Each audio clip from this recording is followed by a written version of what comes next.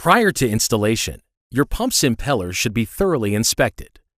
If it is cracked or badly worn, it should be replaced.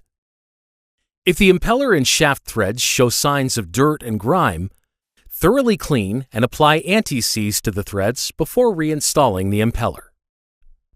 Install the full set of impeller shims provided with the seal and screw the impeller onto the shaft until it is seated against the seal. A firm resistance will be felt as the impeller presses the stationary seat into the seal plate bore. As it becomes fully seated, the shaft sleeve will break the nylon shear ring as it seats against the shaft shoulder. When the impeller stops turning, measure the impeller to seal plate clearance. A clearance of 25 thousandths to 40 thousandths of an inch between the impeller and the seal plate is recommended for maximum pump efficiency. Remove the impeller adjusting shims to obtain the proper clearance. Coat the threads of the impeller screw cap with thread locker and install the impeller washer and cap screw. Torque the cap screw to 90 foot-pounds to complete the impeller installation and adjustment.